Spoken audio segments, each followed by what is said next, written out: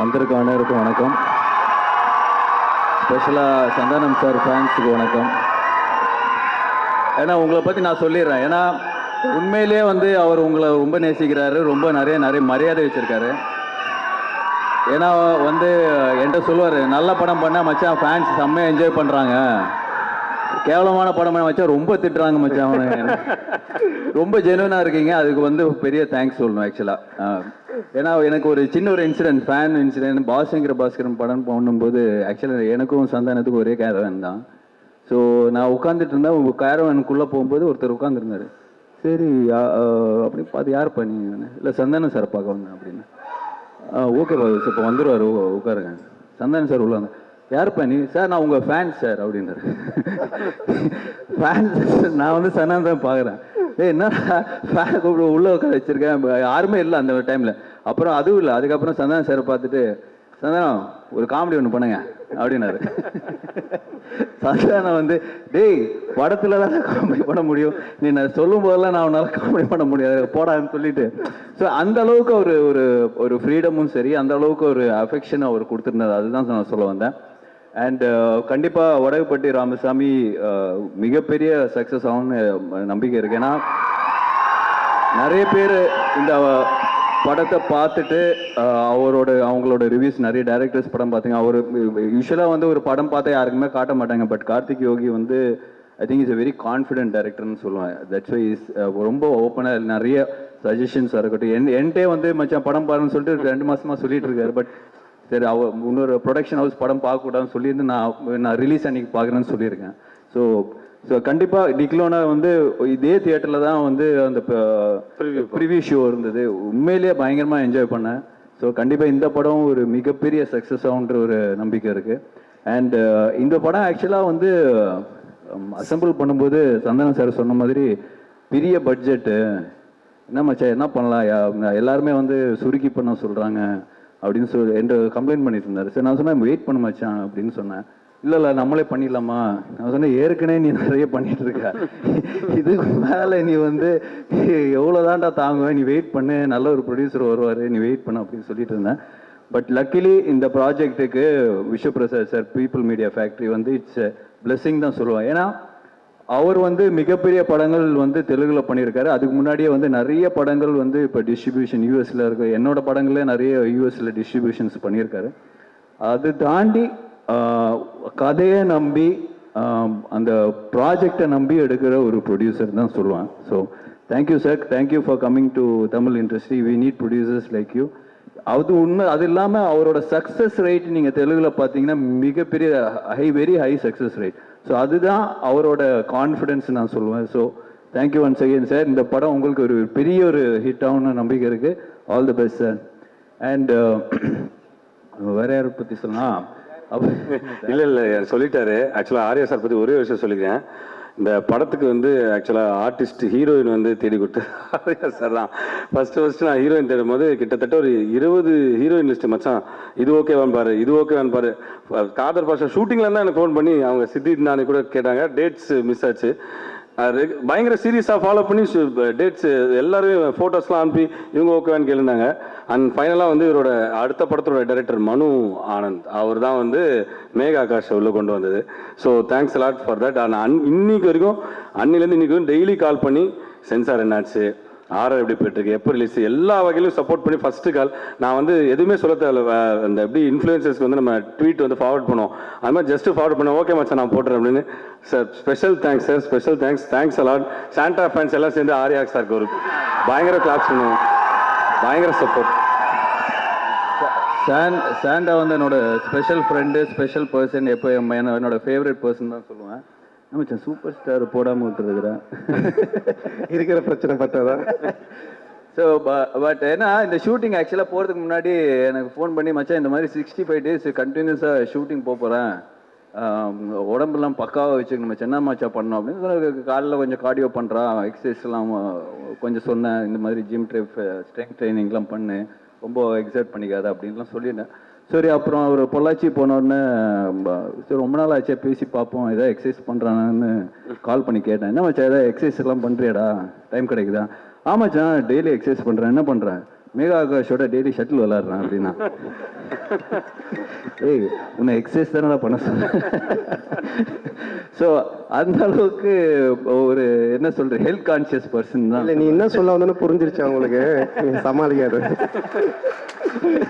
So அதெல்லாம் தாண்டி I think for is hard ஒர்க்னு நிறைய சொல்லுவேன். பட் நான் வந்து ரொம்ப பார்த்துருக்கேன். ஏன்னா ஒவ்வொரு சீனாக இருக்கட்டும், இப்போ இவர் சொன்ன மாதிரி ஒவ்வொரு பஞ்சாக இருக்கட்டும், நிறைய வேர்ஷன்ஸ் இருக்கும். இப்போ அவங்க டீம் இருக்குல்ல, Prem Sethu, A team, B team, C டீம்னு ஒரு 3 டீம் வச்சுருப்பார். ஏ டீமோட பஞ்ச் எடுத்து பி டீம் அவங்க போட்டி போட்டு ரைட்டிங் பண்ணுவாங்க. ஸோ இது வந்து இவருக்கு வந்து இவ்வளோ பெரிய சக்ஸஸ், இவ்வளோ பெரிய ஃபேன் ஃபாலோயிங், இவ்வளோ பெரிய காமெடி சென்ஸ் இருக்கிறது வந்து ஒன்லி சும்மா ஒரு ஏதோ நிறைய ஆக்டர்ஸ் இப்போ நம்ம ஆக்டிங்னு வரும்போது சும்மா போய் நம்ம சீனில் கொடுத்தது பண்ணாமல் அதுக்காக மெனக்கெட்டு அதுக்காக ரைட் பண்ணி அதுக்கான ஒரு பஞ்சு அதுக்கான ஒரு இப்போ கரண்டில் நடக்கிற இஷ்யூ எடுத்து அந்த இதில் ரெலவெண்ட்டாக பண்ணுறது வந்து இட்ஸ் நாட் ஈஸி. பட் இன்னும் வரைக்கும் அது பண்ணிட்டு இருக்காரு. So hats off to you brother. இந்த படம் மிகப்பெரிய ஹிட்டான ஒரு ஒரு உள்கூத்து ஒன்று இருக்குது எனக்கு. ஏன்னா நெக்ஸ்ட் வந்து நான் சந்தானம் சார் அண்ட் யோகி சேர்ந்து ஒரு படம் பண்ணுறோம். ஸோ அது வந்து ரொம்ப நாளாக வந்து மச்சா 2 பேரும் சேர்ந்து படம் பண்ணோம், பேசிட்டு தான் இருக்கிறோம், தவிர ஒன்றுமே செட் ஆகாமல் சொல்லிட்டு ரொம்ப ட்ரை பண்ணோம். பட் ஃபைனலாக வந்து இவர் வந்து சந்தானம் சார் தான் வந்து யோகி வந்து கரெக்டாக இருப்பார் நம்மளுக்கு, நம்ம சேர்ந்து அந்த படம் பண்ணுறோம். வெறும் யோகி யோகி சொல்லாதரா, ஏற்கனவே பிரச்சனையா இருக்குது. கார்த்திக் யோகின்னு சொல்றா.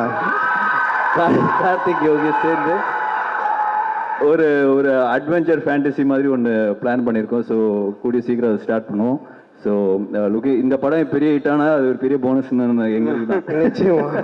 So thank you and thanks for inviting and special thanks to Ashwin and Allu Suresh. Because ஏன்னா எனக்கு வேற வேலை இல்லை, நான் கண்டிப்பாக எங்கே கூப்பிட்டாலும் வந்துடுவேன். பட் அதெல்லாம் தாண்டி நீங்கள் வந்து இந்த படத்துக்காக வந்து சப்போர்ட் பண்ணது வந்து very very sweet of you guys. Very happy and thank you so much.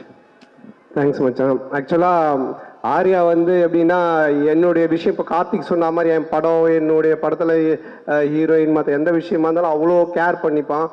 என்னை பார்த்த உடனே இவனை பார்க்க போகிறனாலே எனக்கு பயமாக இருக்கும். பார்த்தோன்னே என் பாடியை ஃபஸ்ட்டு பார்த்துட்டோம், ஏன் திரும்ப ஏன் இங்கே வெயிட் போட்டுச்சு அது பண்ண அப்படின்னு. எந்த அளவுக்குன்னா ஒரு தடவை கிட்டத்தட்ட ஒரு 5-6 days முன்னாடி இருக்கும்னு நினைக்கிறேன். நியூ இயர் அன்னைக்கு ஃபோன் பண்ணேன். சரி வெளியே எங்கே போகிறது மச்சானுக்கு ஃபோன் பண்ணி அதாவது கேட்கணும், மச்சான் நியூ இயர் பார்ட்டி நடா அப்படின்னு. கிளம்பி வந்துரு 8 o'clock அண்ணா நகர் வந்துரு அப்படின்னா சரி சொல்லிட்டு நானே கிளம்பி போயிட்டேன். போனால் 8 மணிலேருந்து நைட்டு 12 மணி வரையும் ஃபுட்பால் விளையாட வச்சான் கிரவுண்டில். அப்புறம் 12 மணிலேருந்து 4 மணி வரைக்கும் ஸ்விம்மிங் பண்ண வச்சான். அதுக்கப்புறம் 4 மணிலேருந்து விடியகால காலைல 8 மணி வரைக்கும் சைக்கிளிங் பண்ண வச்சான். நியூ இயருக்கு ரெசல்யூஷன் எடுப்பாங்க, இதுலேருந்து நான் ஜிம்முக்கு போகிறேன்னு. நியூ இயர் அன்னைக்கே ஜிம் பண்ணுற ஒரே ஆள் நம்ம ஆர்யா மட்டும்தான். ஸோ அந்த அளவுக்கு ஒரு ஹெல்த் கான்சியஸ், அதே மாதிரி அக்கறை. இன்னைக்கு சினிமா இண்டஸ்ட்ரியில் இருக்க நிறைய பேர் ஹெல்த் கான்சியஸில் இருக்காங்க, ஜிம்முக்கு போகிறாங்க பண்ணுறாங்கன்னா அதுக்கு முக்கிய காரணம் ஆர்யா தான்.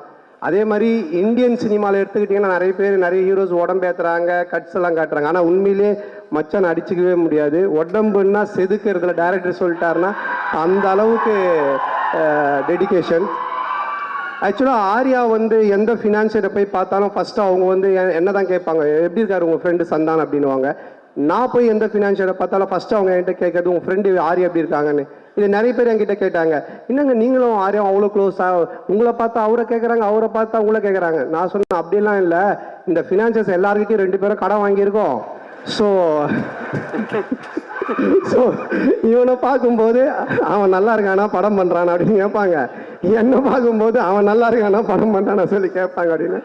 அப்போ ஆர்யா தான் சொன்னான், மச்சான் இனி வேலைக்கு ஆகாது இந்த ஃபினான்சியர்ஸ் இதெல்லாம் நம்ம ஒன்று பண்ணலாம் அப்படின்னு கொஞ்சம் நாளைக்கு முன்னாடி சொன்னால், மச்சான் ஒரு தங்கம் முட்டைற வாத்து ஒன்று நான் பிடிச்சிருக்கேன், நம்ம வந்து அந்த வாத்தை வச்சு படம் பண்ணலாம் அப்படின்னா. சரி மச்சான்னு எல்லாம் பேசி முடிச்சிட்டோம். அப்போ நான் சொன்னேன், மச்சான் எப்போ மச்சான் அந்த முட்டை போடும் அந்த வாத்துன்னு பின்னாடி பார்த்துக்கிட்டே இருக்கலாம் மச்சான். நானும் அவனும் அந்த வாத்துக்கு பின்னாடி கை வச்சு பார்த்துக்கினே இருக்கிறோம். கொஞ்ச நேரம் கழிச்சு எங்களுக்கு பின்னாடி பிளட் வந்துன்னு இருக்கு. அப்புறம் தான் நான் சொன்னேன், மச்சான் அந்த வாத்து நம்ம கிட்ட இருந்து முட்டையை எடுத்துன்னு இருக்கு மச்சான் அப்படின்னு. ஆமாண்டா இது தெரியாம. ஸோ இப்போ நிறைய பேருக்கு ஒரு கண்டென்ட் கிடைச்சிருக்கு, யார் அந்த வாத்துன்னு ஒரு தம்ப்நெயில், அது நீங்களே கண்டுபிடிச்சிக்கோங்க. ஸோ அந்த மாதிரி இது பண்ணிட்டு இப்போ அதான் சொன்ன மச்சான் போதும், ஃபினான்ஸ் வாங்கினது நீ இந்த மாதிரி எடுத்ததை வட்டி கட்டுறதே கரெக்டாக இருக்கு அப்படின்னு சொல்லிட்டு இப்போ டிடி ரிட்டர்ன்ஸ் 2 பண்றோம். ஆனந்த் பிரேம் ஆனந்தோட மச்சான் தான் பண்றான் அந்த படத்தை. ஸோ அந்த அந்த படத்தை எவ்வளோ செலவானாலும் என்ன பட்ஜெட்னாலும் கவலைப்படாத, நான் பார்த்துக்கிறேன், நீ ஜாலியாக போய் செம்ம கலாச்சலாம் நடின்னு சொன்னான். ஸோ அது எனக்கு ஒரு பெரிய சந்தோஷத்தை கொடுத்தது.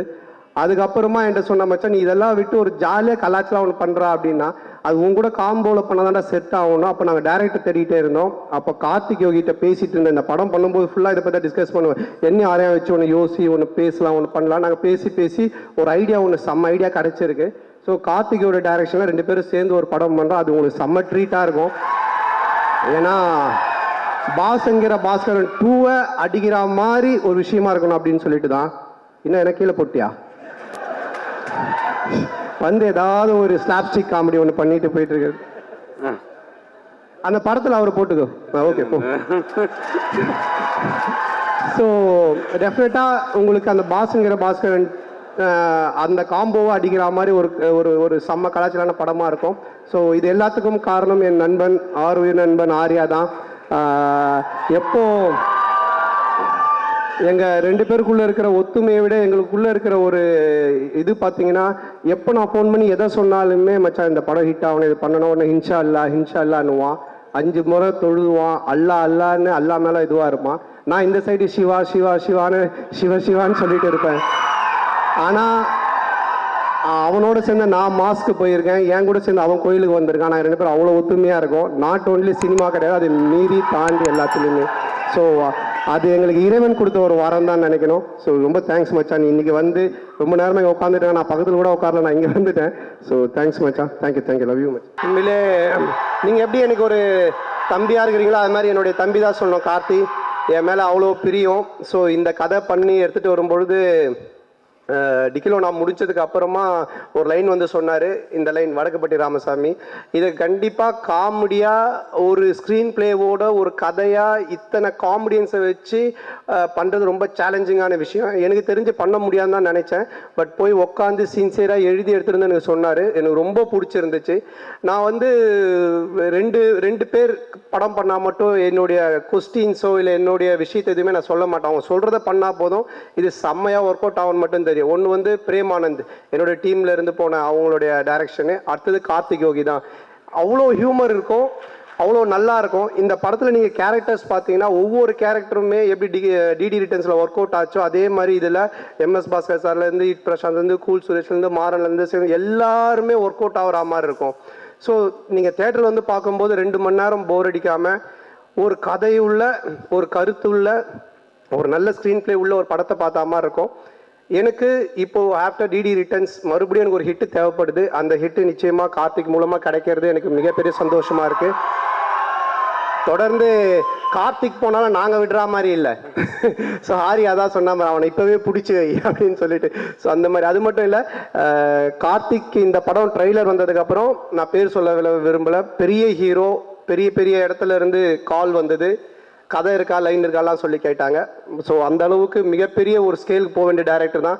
பட் எங்களோட ஒரு பாசத்தில் இன்னும் எங்களோட சேர்ந்து பண்ணிட்டு இருக்காரு. ஸோ கார்த்திக் இதுவும் மிகப்பெரிய ஸ்டேஜ் தான், இதான் ஃபர்ஸ்ட் ஸ்டேஜ் தான். So thank you Karthi. ஸோ படத்தை நாங்கள் இன்னும் என்னதான் பயங்கரமாக பேசினாலும் ஃபஸ்ட்டு டே நீங்கள் போய் தேட்டரில் பார்த்து நீங்கள் சொல்கிறது தான், நீங்கள் பார்த்து சொல்லுங்கள், எனக்கு பிடிச்சிருக்கு, படம் நல்லா வந்திருக்கு, என்கிட்ட நீங்கள் எதிர்பார்க்குறது இந்த படத்தில் இருக்குது, உங்களுக்கு பிடிக்கும். ரொம்ப நன்றி. இங்கே வருகை தந்துள்ள மீடியா ஊடக நண்பர்கள், பத்திரிகையாளர்கள், அவர்கள் எல்லாருக்கும் என்னுடைய மனமார்ந்த நன்றி. நானும் கார்த்திக்கும் இந்த மாதிரி ஒரு காம்போவில் இந்த படம் எப்படி இருக்கும், ஏன்னா டிகிலோ நான் தேட்டரில் வருது. கார்த்திக் என்கிட்ட இந்த ஆடியோ ரிலீஸ் ஃபங்க்ஷன் பற்றியே பேசிகிட்டு இருந்தாங்க. அண்ணன் எல்லாரும் நின்றுட்டு உட்காந்துக்கிட்டு ஒருத்தர் முடிஞ்ச ஒருத்தர் பார்த்துட்டு இது மாதிரி வேண்டாண்ணே, ஏதாவது பண்ணலான்னு, ஏதாவது கொஞ்சம் பண்ணலான்னு நான் சொன்னேன். சரி கார்த்திக் பார்ப்போம் ஏறு அப்படின்னு. அப்புறம் மார்னிங் வந்து டக்குன்னு சொன்னேன், சரி நான் ஸ்டேஜுக்கு வந்துட்டேன். அப்புறம் கார்த்திகை நீ வான்னு கூப்பிட்டோம். இப்போ நாங்கள் 2 பேரும் சேர்ந்து ஒரு ப்ரோக்ராம் கூட போர் அடிக்காமல் ஒரு ஆடியோ லான்ச் போர் அடிச்சிருக்கோம்னு நினைக்கிற நடுவில் கொஞ்சம் ஒரேடியாக கொஞ்சம் ஓரளவுக்கு அப்படி ஜாலியாக கொண்டு போகணும்னு எதிர்பார்த்தோம்ல, அதே மாதிரி 2 பேர் சேர்ந்து இந்த படத்தை 2 மணி நேரம் உங்களுக்கு கலகலப்பாக ஜாலியாக கொண்டு போகணும்னு ஒர்க் பண்ணியிருக்கோம். டெஃபினட்டாக அவங்க எல்லாருக்கும் பிடிக்கும். அதுக்கப்புறமா இங்கே இவ்வளவு நேரம் இந்த தேட்டர் மட்டும் இல்லை, என்னுடைய லைஃபே எனர்ஜியாக வச்சுக்கிட்டு இருக்க என் உயிரினும் மேலான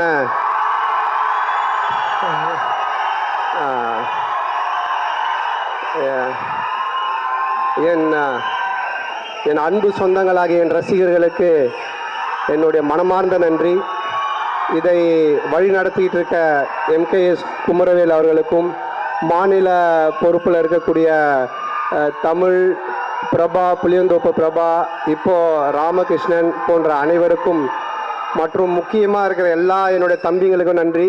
சும்மா இதுக்காக கை தட்டாமல், உண்மையிலேயே இது நம்ம வீட்டு ஃபங்க்ஷன், அதுக்கு எல்லாரும் வந்திருக்காங்கன்னு கைத்தட்டி என்ஜாய் பண்ணுங்கள்ல. ஸோ அதுக்கு நான் ரொம்ப கடமைப்பட்டிருக்கேன். அதுக்கப்புறம் இந்த படத்தை பற்றி நிறைய இஷ்யூஸ்லாம் வருது, அதெல்லாம் படத்தில் அது மாதிரி எதுவுமே கிடையாது. நீங்கள் அந்த மாதிரி எதுவுமே படத்தில் இருக்காது. இது ஒரு ஜாலியான படம். வடக்குப்பட்டி ராமசாமின்றவனோட ஒரு கதை தான் இந்த படமாக கார்த்திக் எடுத்திருக்காங்க. இதில் ராமசாமின்ற பேர் எப்படின்னா, கவுண்டமணியோட ஃபேன் கார்த்திக், நானும் கவுண்டமணி சாரோட ஃபேன்.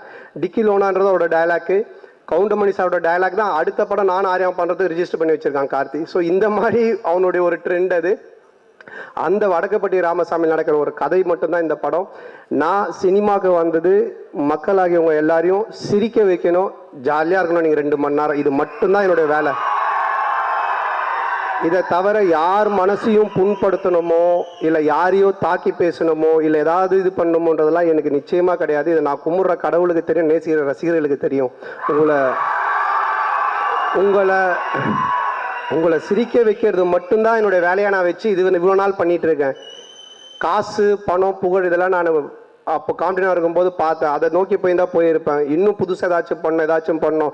பாஸ்ங்கிற 2 பண்ணிவிட்டு அடுத்தது பண்ணுறதுக்கு நான் ஏன் இவ்வளோ கேப் விட்டு யோசிக்கிறேன்னா, இதை விட பெட்டராக நீங்கள் பார்க்கணும் அப்படின்றதுக்கு தான் நான் இவ்வளோ போட்டு யோசிக்கிறேன். எல்லா டைமும் நீங்கள் சிரிக்கணும், இது சிரிப்பாங்களா, இந்த சீன் சிரிப்பாங்களா, இது பண்ணுவாங்களா. அதான் சொல்கிறேன்ல, நேற்று நைட்டு இன்னைக்கு காலையில் இந்த ப்ரோக்ராம் வரைக்கும் வரவங்க சிரிக்கணும், சந்தோஷமாக இருக்கணுன்றதை மட்டுமே தான் யோசிச்சுட்டு இருக்கேன். ஸோ அந்த மாதிரி தான் இந்த படமும் இருக்கும். அதனால் இந்த படத்தை ஃபேமிலியோடு, குடும்பத்தோடு வந்து பாருங்கள், என்ஜாய் பண்ணுங்கள். தொடர்ந்து நிறைய நீங்கள் எனக்கு சப்போர்ட் பண்ணுறீங்க, தொடர்ந்து சப்போர்ட் பண்ணுங்கள். ஸோ வருகை தந்த மற்ற எல்லாருக்குமே இந்த நேரத்தில் என்னோட மனமார்ந்த நன்றி தெரிவிச்சுக்கிறேன். அப்புறம் இந்த படத்தை இதுக்கு முன்னாடி ட்ரைடன்ட் ஆர்ட்ஸ் பார்த்தாங்க. அவங்க ஒரு 30 டிஸ்ட்ரிபியூட்டரோடு கூட்டு வந்து பார்த்தாங்க, அவங்க ரசித்தாங்க, அவங்க இந்த படத்தை எடுத்தாங்க. அதுக்கப்புறமா நம்ம ரெட் ஜெயிண்ட் அவங்க பார்த்தாங்க, அவங்க ரசித்தாங்க, அவங்களுக்கு பிடிச்சது அவங்க எடுத்தாங்க. அதுக்கப்புறமா இப்போ ரோமியோ பிக்சர்ஸ், ஸோ அவங்க பார்த்தாங்க, அவங்க எடுத்தாங்க. இப்படி சினிமா வட்டாரங்களில் இருக்கிற எல்லா டிஸ்ட்ரிபியூட்டர்ஸுமே இந்த படத்தை பார்த்துருக்காங்க. அவ்வளோ எதிர்பார்ப்பு இருக்குது, அவ்வளோ பேருக்கும் பிடிச்சிருக்கு. உண்மையிலே இந்த படம் அவ்வளோ நல்ல படம். ஸோ அவங்களுக்கு இந்த நேரத்தில் நான் நன்றி தெரிவிச்சுக்கிறேன். என்னுடைய நண்பர், முதலாளி, அமைச்சர் Udhayanidhi Stalin, Shenbagamoorthy sir, Raja, and then Romeo pictures, அவங்க ராகுல், எல்லாருக்குமே என்னுடைய மனமார்ந்த நன்றி. ஸோ மறுபடியும் ஒரு ஒன்ஸ் அகைன் நன்றி சொல்லி விடைபெறுகிறேன். நன்றி, தேங்க்யூ. 2ஆம் தேதி February 2 பார்க்கலாம்.